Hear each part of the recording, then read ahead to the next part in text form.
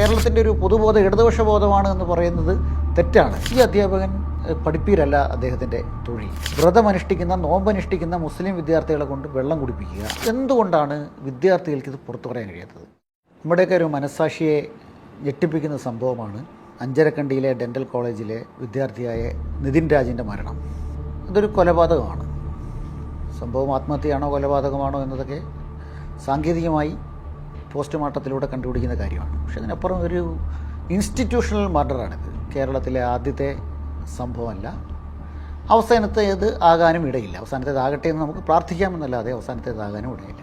നമ്മുടെ കലാലയങ്ങളിൽ ജാതീയത എത്ര ഭീകരമായ രീതിയിലാണ് നിലകൊള്ളുന്നത് എന്നതിൻ്റെ വളരെ കൃത്യമായിട്ടുള്ളൊരു സൂചനയാണ് നിതിൻ രാജിൻ്റെ മരണം. കേരളത്തിനെ സംബന്ധിച്ച് പ്രബുദ്ധ കേരളമെന്നും നവോത്ഥാന കേരളമെന്നുമൊക്കെ വിളിക്കപ്പെടുന്ന ഒന്നാണ്. ഈ പ്രബുദ്ധതയും നവോത്ഥാനവും ഒക്കെ യഥാർത്ഥത്തിൽ രൂപപ്പെടേണ്ടത് കലാലയങ്ങളിൽ നിന്ന് കൂടിയാണ്. കലാലയമാണ് എപ്പോഴും പുറം ലോകത്തേക്കാൾ കുറച്ചും കൂടി പ്രബുദ്ധം എന്ന് പറയാൻ കഴിയുന്നത്. പക്ഷേ കലാലയത്തിൽ നിങ്ങൾക്കുള്ളിൽ നടക്കുന്ന പലതും നമ്മളെ ഞെട്ടിപ്പിക്കുന്ന ഒരു കാര്യമാണ്. ഇത് കാലങ്ങളായി സംഭവിച്ചുകൊണ്ടിരിക്കുന്നതാണ്. പക്ഷേ അത് ഓരോ വർഷം കഴിയുന്തോറും ഇത് വർദ്ധിച്ചു വരുന്നു എന്നതാണ് ഇതിൻ്റെ ഭീകരത വെളിവാക്കുന്നത്. ഒന്ന്, രണ്ട് അധ്യാപകരെ സംബന്ധിച്ച് അവർ രണ്ട് ഇപ്പോൾ ഒളിവിലാണ്. പോലീസ് ഇതുവരെ അവരെ അറസ്റ്റ് ചെയ്തിട്ടില്ല. അവർക്കെതിരെ ആത്മഹത്യാ പ്രേരണ കുറ്റമടക്കം പട്ടികജാതി പട്ടികവർഗക്കാർക്കെതിരെയുള്ള അതിക്രമം തടയൽ വകുപ്പ് പ്രകാരമൊക്കെ കേസെടുത്തതായി പറയപ്പെടുന്നുണ്ട്. ഇതിനു മുമ്പുള്ള സംഭവങ്ങളിലും ഇങ്ങനെയൊക്കെ കേസെടുക്കുകയും അതെല്ലാം തേഞ്ഞു മാഞ്ഞു പോവുകയും ചെയ്തിട്ടുണ്ട്. ഇത് 2-3 വെർഷനുകളാണ് ഇതിനകത്ത് എപ്പോഴും വരുന്നത്. ഒന്ന്, നിതിൻ രാജിൻ്റെ ആ കുട്ടി അനുഭവിച്ചിട്ടുള്ള ജാതി പീഡനങ്ങൾ, കറുത്തവനെന്ന് വിളിക്കുക, പുഴുത്ത പട്ടിയെന്ന് വിളിക്കുക, ഇൻറ്റേർണൽ മാർക്ക് കുറയ്ക്കുക. നിങ്ങൾക്ക് രക്ഷിതാക്കൾക്ക് ഒരു സർപ്രൈസ് ഉണ്ട്, 3 മാർക്ക് ഇൻറ്റേർണൽ മാർക്ക് കുറച്ചിരിക്കുന്നു എന്ന് പഠിച്ചുകൊണ്ടിരിക്കുന്ന ഒരു കുട്ടിയെ സംബന്ധിച്ചിടത്തോളം ഇത് എത്രമാത്രം വലിയ ഷോക്കിംഗ് ആയിരിക്കും എന്നത് നമുക്ക് ഊഹിക്കാവുന്നേ ഉള്ളൂ. അപ്പോൾ അത്തരത്തിലുള്ള കാര്യങ്ങളൊക്കെ യാതൊരു മടിയും ഇല്ലാതെ ചെയ്യിപ്പിക്കുക. ഈ റാം എന്ന് പറയുന്നൊരു അധ്യാപകനെ പറ്റിയാണ് കൂടുതൽ പരാതി വന്നത്, ഡോക്ടറായ അധ്യാപകനെ പറ്റി. അതൊരു ഡെൻ്റൽ കോളേജാണല്ലോ. ഈ അധ്യാപകൻ പഠിപ്പീരല്ല അദ്ദേഹത്തിൻ്റെ തൊഴിൽ. വിദ്യാർത്ഥികളെ ജാതീയമായി അധിക്ഷേപിക്കുക എന്നതാണ്. വിദ്യാർത്ഥികളെ കൊണ്ട് തല്ലിപ്പിക്കുക. വ്രതമനുഷ്ഠിക്കുന്ന നോമ്പനുഷ്ഠിക്കുന്ന മുസ്ലിം വിദ്യാർത്ഥികളെ കൊണ്ട് വെള്ളം കുടിപ്പിക്കുക. അവരെ മറ്റു വിദ്യാർത്ഥികളെ കൊണ്ട് തല്ലിപ്പിക്കുക. ഇങ്ങനെ തുടങ്ങി വളരെ നീചമായ നികൃഷ്ടമായ പ്രവൃത്തി. കറുത്തവനെന്ന് വിളിക്കുക, അത്തരത്തിലുള്ള വൃത്തികെട്ട പ്രയോഗങ്ങൾ പലതും നടത്തുക.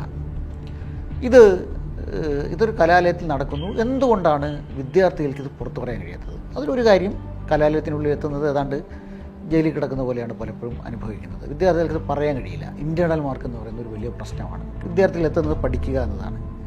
ഇത് രക്ഷിതാക്കളോട് ഈ വിദ്യാർത്ഥി പങ്കുവയ്ക്കുന്നുണ്ട്, നിതിൻ രാജ് എന്ന വിദ്യാർത്ഥി. പക്ഷേ രക്ഷിതാക്കൾക്ക് ഇത് പറയാൻ ധൈര്യമില്ല. കാരണം മകന് പഠിക്കണം, ഡോക്ടറാക്കണമെന്നാണ് അവരുടെ ആഗ്രഹം. അപ്പോൾ തൽക്കാലം കുറച്ച് പ്രയാസം അനുഭവിച്ചാലും ഡോക്ടറായി വരുമല്ലോ എന്നാണ് വിചാരിക്കുന്നത്. ആ രക്ഷിതാക്കൾ അങ്ങനെ കഴിയുള്ളൂ. വലിയൊരു ഇൻസ്റ്റിറ്റ്യൂഷനെതിരെയുള്ള സമരം നടത്താൻ ശേഷിയുള്ള, അതിനെ വെല്ലുവിളിക്കാൻ ശേഷിയുള്ളവരൊന്നുമല്ല നിതിൻ രാജിൻ്റെ രക്ഷിതാക്കളെന്ന് നമുക്കറിയാം. ഇതിൻ്റെ ഒരു ജാതീയത എന്ന് പറയുന്നൊരു ഘടകമാണ്. രണ്ടാമതൊരു പ്രധാനപ്പെട്ടൊരു ഘടകം, ഇപ്പോൾ ഈ കലാലയങ്ങളിൽ വിദ്യാർത്ഥി രാഷ്ട്രീയത്തിന് അനുമതിയില്ലാത്തൊരു കലാലയമാണത് എന്ന് ഒരു പ്രശ്നം പറയുന്നത്. വിദ്യാർത്ഥികളുടെ പ്രശ്നം ഉയർത്തുന്നത് വിദ്യാർത്ഥി രാഷ്ട്രീയമാണ് എന്നതാണ് പലരും പറയുന്നത്. അതുകൊണ്ട് വിദ്യാർത്ഥി രാഷ്ട്രീയമില്ല. അത് ശരിയാണ്. തീർച്ചയായും വിദ്യാർത്ഥികൾക്ക് സംഘടനാ ശേഷി വേണം. വിദ്യാർത്ഥി സംഘടനകളുടെ പ്രവർത്തനം കലാലയങ്ങൾക്കുള്ളിൽ വേണം. അത് കാരണം ജനാധിപത്യത്തിലെ പൗരന്മാരാണ് വിദ്യാർത്ഥികൾ. 18 വയസ്സ് വോട്ടവകാശം കഴിഞ്ഞവരാണ്. അവർക്ക് രാഷ്ട്രീയം പാടില്ല എന്ന് പറയുന്നത് തന്നെ തെറ്റാണ്. വിദ്യാർത്ഥികൾക്ക് സംഘടനാ സ്വാതന്ത്ര്യം വേണം. പക്ഷെ സംഘടനാ സ്വാതന്ത്ര്യം ഉണ്ടെങ്കിൽ ഈ പ്രശ്നം പരിഹരിക്കുമോ എന്നൊരു ക്വസ്റ്റ്യൻ വേറെ വരുന്നുണ്ട്. ഇപ്പോൾ നമ്മുടെ മുമ്പിൽ 2 വർഷം മുമ്പുള്ള അനുഭവമുണ്ട്. സിദ്ധാർത്ഥിൻ്റെ ഒരനുഭവമുണ്ട്. വയനാട് പൂക്കാട് വെറ്റിനറി കോളേജിലെ വിദ്യാർത്ഥിയായിരുന്നു സിദ്ധാർത്ഥിനെ ഇത് റാഗിങ് നടത്തി കൊല ചെയ്തതാണ്. അതിനെ ആരാണ് റാഗ് ചെയ്തത്? കേരളത്തിലെ ഏറ്റവും വലിയ വിദ്യാർത്ഥി സംഘടന എന്ന് അവകാശപ്പെടുന്ന SFIയുടെ പ്രവർത്തകരാണ് റാഗ് ചെയ്തത്. വിദ്യാർത്ഥി സംഘടനാ സ്വാതന്ത്ര്യം ഇല്ലാഞ്ഞിട്ടാണോ?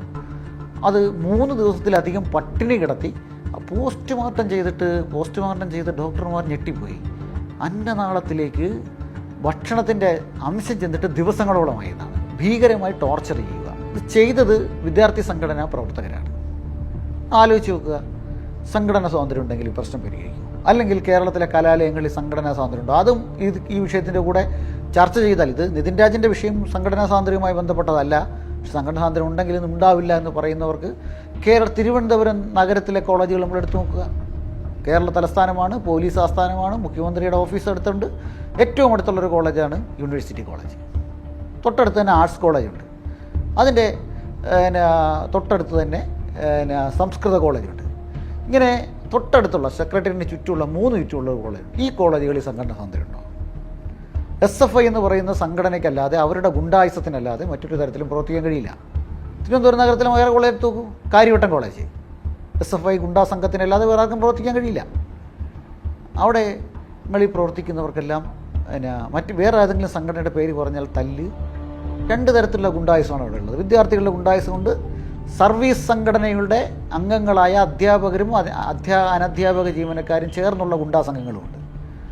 2 തരം ഗുണ്ടായുസം അനുഭവിച്ചുകൊണ്ടിരിക്കണം. തിരുവനന്തപുരം നഗരത്തിൽ വേറെ കോളേജാണ് MG കോളേജ്. അത് ഗവൺമെൻറ് കോളേജല്ല, അവിടെയുണ്ട്. അവിടെ ABVP ആണെന്നേ ഉള്ളൂ. അപ്പോൾ സംഘടനാ സ്വാതന്ത്ര്യമില്ല. ഇങ്ങനെ നമ്മൾ കാസർഗോഡ് വരെ എടുത്തു നോക്കുക. എല്ലാ ജില്ലകളിലും ഗവൺമെൻറ് കോളേജുകളിലെ പല സ്ഥലത്തും SFIയുടെ ഗുണ്ടാ സംഘങ്ങൾ, അതിന് സപ്പോർട്ടായിട്ട് അധ്യാപക സംഘടന, പോലീസ് അടക്കം. ഇപ്പോൾ യൂണിവേഴ്സിറ്റി കോളേജിൽ നേരത്തെ SFIക്കാരെ കുത്തിയൊരു സംഭവം ഉണ്ടായപ്പോൾ ഒരു പെൺകുട്ടി പറഞ്ഞൊരു കാര്യമുണ്ട്. ആ കോളേജിലെ മറ്റൊരു പെൺകുട്ടിയുടെ പേര് പറഞ്ഞുകൊണ്ട് ആ പെൺകുട്ടിയുടെ പേരിൽ ഒരുപാട് ആൺകുട്ടികൾ കയറി പിടിച്ചു എന്നുള്ള പരാതി കൻ്റോൺമെൻറ്റ് പോലീസ് സ്റ്റേഷനിലുണ്ട്. ഒന്നും ചാർജ് ചെയ്യില്ല, പരാതി കൊടുക്കും. പിന്നീട് പോയി അതായത് SFIക്കെതിരെ പറയുന്ന ആൾക്കെതിരെ ആ പെൺകുട്ടി തന്നെ കയറി പിടിച്ചെന്നൊരു പരാതി കൊടുക്കും. പെട്ടെന്ന് ഇയാൾക്ക് പോലീസുകാർ വിളിപ്പിച്ച് കേസ് ചാർജ് ചെയ്യണമെങ്കിൽ കോംപ്രമൈസ് ആവണം എന്ന് പറഞ്ഞ് കോംപ്രമൈസ് ആക്കിപ്പിക്കുക എന്ന രീതിയുണ്ടത്രേ. ഒരു പെൺകുട്ടി പറഞ്ഞ കാര്യമാണ്. അപ്പോൾ ഇത് കൻ്റോൺമെൻറ്റ് പോലീസ് ഇങ്ങനെ രേഖ ഉണ്ടാവില്ല, കാരണം വെച്ചാൽ ചാർജ് ചെയ്യാറില്ല കേസ്. പക്ഷേ പോലീസുകാർ കൂട്ടിക്കുന്നുണ്ട് വലിയൊരു മാഫിയ സംഘമായിട്ട്. അപ്പോൾ ഇങ്ങനെ നിരവധി അനുഭവമുള്ള രക്ഷിതാക്കളും വിദ്യാർത്ഥികളുണ്ട്. ഇവരൊന്നും പറയാത്തത് കോളേജിനകത്ത് പഠിക്കാൻ വേണ്ടി പോകുന്നു, ഇത് പഠിച്ചെങ്ങനെയെങ്കിലും കോഴ്സ് കഴിഞ്ഞ് സർട്ടിഫിക്കറ്റ് കിട്ടണം എന്നതാണ്. അപ്പോൾ ജാതീയത മാത്രമല്ല, സംഘടനാ ഗുണ്ടായുസമുണ്ട്. ഇത് ഒരു മറ്റൊരു ആസ്പെക്റ്റാണ്. വേറൊരു വിഷയം കൂടി ഇതിനകത്തുണ്ട്. ഈ നിതിൻ രാജിൻ്റെ ശവസംസ്കാരം നടന്നത് ഒരു ബന്ധുവിൻ്റെ വീട്ടിലാണ്. എന്തുകൊണ്ടാണ് ബന്ധുവിൻ്റെ വീട്ടിൽ ശവം അടക്കേണ്ടി വന്നത്? അതിന് പ്രധാനപ്പെട്ട കാരണം നിതിൻ രാജിന് ഭൂമിയില്ല, അവരുടെ കുടുംബത്തിന് ഭൂമിയില്ല, ഒരു വാടക വീട്ടിൽ താമസിക്കുന്നവരാണ്. അപ്പോൾ അത് പട്ടികജാതി വിഭാഗം ഈ കേരളത്തിൽ അനുഭവിക്കുന്ന പ്രശ്നങ്ങളുടെ മറ്റൊരു കാര്യമാണ്. എല്ലാ പ്രശ്നവും ഒന്നിച്ച് അനുഭവിക്കേണ്ടി വരുന്നു എന്നതാണ് ഒരു കാര്യം. എന്തെല്ലാം മറികടന്നിട്ടാണ് ഒരു കുട്ടി പഠിച്ച് ഇതിലേക്ക് പോകേണ്ടത്? അപ്പോൾ ഭൂമിയിലെ പ്രശ്നമുണ്ട്, സാമൂഹ്യമായിട്ടുള്ള ഉച്ചനീചത്വത്തിൻ്റെ പ്രശ്നം നടക്കുന്നു. ഇപ്പോൾ ഇന്ത്യൻ ഭരണഘടന ശില്പിയുടെ 135ാം ജന്മവാർഷികമൊക്കെ ആഘോഷിക്കുന്ന സമയമാണിത്. അപ്പോൾ ഈ സമയത്തും ഭരണഘടന ഉറപ്പ് നൽകുന്ന തുല്യത അവകാശം ലഭ്യമാകുന്നില്ല എന്നതാണ്. ജാതീയത എന്ന് പറയുന്നതിൻ്റെ അങ്ങേയറ്റത്ത് നിൽക്കുകയാണ്. അപ്പോൾ ഇതെല്ലാം കേരളത്തിലേക്കാണ്. ഈ അഞ്ചരക്കണ്ടി എന്ന് പറയുന്ന സ്ഥലം മുഖ്യമന്ത്രി പിണറായി വിജയൻ അദ്ദേഹത്തിൻ്റെ വീട് നിൽക്കുന്ന സ്ഥലമാണ്. അദ്ദേഹം പ്രതിദാനം ചെയ്യുന്ന നിയോജക മണ്ഡലത്തിലാണ് ഇതുള്ളത്. പക്ഷേ പറഞ്ഞിട്ട് കാര്യമില്ല. എവിടെയും ഏത് അധികാരികളുടെ മൂക്കിന് കീഴെയും ഇതെല്ലാം നടന്നുകൊണ്ടിരിക്കുന്നു. ഈ ജാതീയത കേരളത്തിൽ നടന്നു. കേരളത്തിൻ്റെ ഒരു പൊതുബോധം ഇടതുപക്ഷ ബോധമാണ് എന്ന് പറയുന്നത് തെറ്റാണ്. കേരളത്തിൻ്റെ പൊതുബോധം സവർണ ജാതീയതയാണ് എന്ന് അരക്കിട്ടുറപ്പിക്കുന്ന സംഭവമാണ് നിതിൻ രാജ് സംഭവം. ഇത്തരം സംഭവങ്ങളൊന്നല്ല. കഴിഞ്ഞ ഒരു 10 വർഷത്തിനുള്ളിൽ പരിശോധിച്ച് നോക്കുക, അല്ലെങ്കിൽ 15 വർഷത്തിൽ പരിശോധിച്ച് നോക്കുക. ഭരിക്കുന്നത് ആരും എന്നതല്ല പ്രശ്നം. ഇങ്ങനെ പരിശോധിച്ച് കഴിഞ്ഞാൽ നിരവധി എണ്ണം നമുക്ക് കാണാൻ കഴിയും. ഇത്തരത്തിൽ ഇൻസ്റ്റിറ്റ്യൂഷണൽ മർഡേഴ്സ് കാണാൻ കഴിയും, ജാതീയത കാണാൻ കഴിയും, സംഘടനാ സ്വാതന്ത്ര്യമില്ലായ്മയെക്കുറിച്ച് ഉള്ള ചർച്ചകൾ കാണാൻ കഴിയും. ഇതൊരു വലിയൊരു പ്രശ്നമാണ്. കേരളത്തിൽ ഇത് അഡ്രസ്സ് ചെയ്യേണ്ടുന്നൊരു കാര്യമാണ്. കേരളത്തിൻ്റെ പുരോഗമന മുഖം മൂടി മാറ്റിയ ശേഷം യാഥാർത്ഥ്യ ബോധത്തോടു കൂടി നോക്കി കണ്ട് പരിഹരിക്കേണ്ടുന്നൊരു പ്രശ്നമാണ്.